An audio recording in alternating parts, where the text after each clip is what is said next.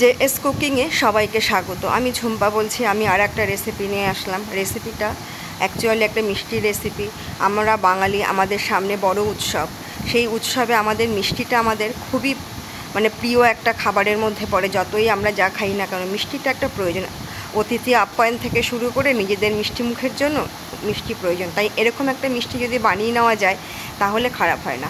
আমি কিছুটা তিল নিলাম, নিয়ে কড়াইতে ড্রাই রোস্ট করে নিলাম। নিয়ে এইবার কড়াইয়ের মধ্যে আমি ঘি দিয়ে দিলাম প্রায় 3-4 চামচ।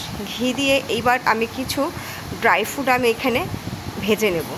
প্রথমে আমি এখানে দিয়ে দিলাম, ঘিটা একটু গরম হতে হবে। প্রথমেই আমি এখানে দিয়ে দিলাম কিছুটা আলমন্ড বাদাম।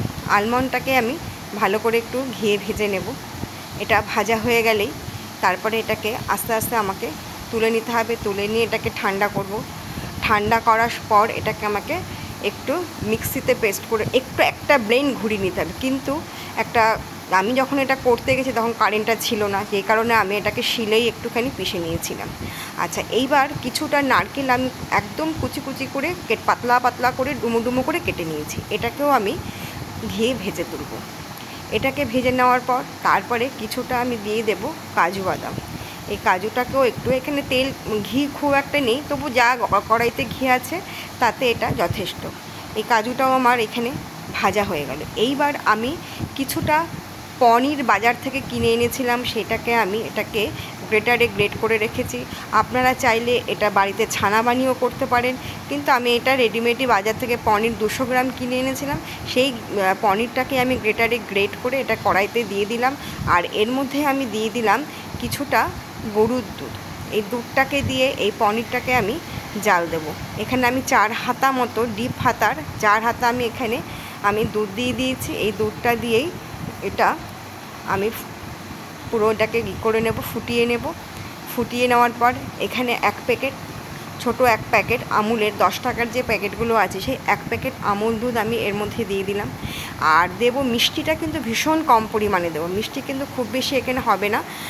এটাকে চাইলে যাদের চিনির সমস্যা তারা সুগার ফ্রি চিনিটা দিয়েও করতে পারেন। আমি নর্মাল চিনি দিয়ে করেছি। এখানে আমি 4 চামচ আমি চিনি দিয়েছি। চিনিটা কিন্তু মিষ্টিটা খুব হালকা হবে আর খেতে ক্ষীর হবে, যেই কারণে এখানে মিষ্টিটা আমি খুব বেশি দেবো না। আর দিয়ে দিলাম 6টা এলাচ আমি ফাটিয়ে গুঁড়ো করে রেখেছিলাম, সেই এলাচের গুঁড়োটা আমি এর মধ্যে আমি দিয়ে দিলাম। এই মিষ্টিটা কিন্তু অত্যন্ত স্বাস্থ্যকর মিষ্টি। এটাকে যদি ঘরে ছানা কেটে করা যায় তাহলে একদমই টাটকা জিনিস হয়ে যাবে। আমি এর মধ্যে দিয়ে দিলাম, ওই যে দেখুন কালমানটাকে আমি শিলে একটু থেতো করে নিয়েছিলাম, ওটাকে আমি দিয়ে দিলাম। আমার সেই সময় কারেন্ট ছিল না বলে মিক্সিটা ব্যবহার করতে পারিনি, তাই দিয়ে দিলাম। আর দিয়ে দিলাম এখানে নারকেল কুচিটা দিয়ে দিলাম।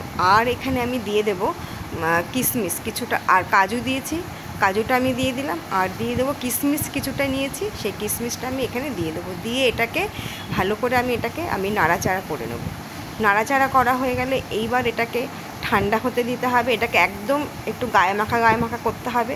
তারপর এটাকে আমার একটু ঠান্ডা হতে দিতে হবে। ঠান্ডা হওয়ার পর এবার তারপরে আমি এটা শুরু করব মিষ্টি বানানো। এটা কিন্তু অত্যন্ত একটা সুস্বাদু এবং স্বাস্থ্যকর একটা মিষ্টি। মিষ্টির পরিমাণটা অত্যন্ত কম। আর সম্পূর্ণ এটা ছানা দিয়েই করা যায়। ছানা দিয়ে ঘরে ছানা কেটেও করা যায়। অতএব এটা খেয়ে কোনো শারীরিক কোনো সমস্যা হওয়ার ভয়ই নেই।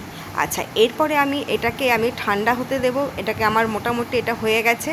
এইবার আমি এটাকে কি করব, এটাকে আমি একটা প্লেটে ঢেলে নেব। ঢেলে নিয়েই এটাকে আমি ঠান্ডা করে তারপরে এটাকে আস্তে আস্তে আমি একটা লাড্ডুর শেপ দেব। দিয়ে আর আমি যে তিলটাকে আমি রোস্ট করে রেখেছিলাম সেই তিলটার মধ্যে এটাকে গড়িয়ে নেব, যাতে তিলটা গায়ে লেগে থাকে। তাতে খেতে প্রচণ্ড তিল ভাজাটা মুখে পড়লে খেতে খুব ভালো লাগবে। দর্শক বন্ধুরা, আপনারা অবশ্যই এই লাড্ডুটা আপনারা এইভাবে ট্রাই করবেন। এটাকে যদি ভালো লাগে অবশ্যই কমেন্ট করবেন, সাবস্ক্রাইব করবেন এবং পাশে থাকা বেল আইকনটি প্রেস করবেন। হ্যাঁ, নমস্কার। আর এই রেসিপিটা কিন্তু আপনারা চাইলে কোনো একটা পুজোতেও আপনারা এটাকে দিতে পারেন। পুজোতে ঠাকুরের ভোগ হিসাবে এটাকে আমরা দিতে পারি। হ্যাঁ, এটার জন্য মানে খুব একটা সময়ও লাগে না বা খুব একটা কষ্টকর বিষয়ও না। তাই আর ঠাকুরকে দিতে এরকম ধরনের মিষ্টি খুব ভালোও লাগবে।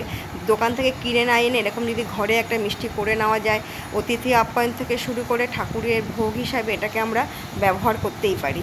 তাই আপনারা এটা, আমি আশা রাখবো আপনারা অবশ্যই এইভাবে মিষ্টিটা ট্রাই করবেন।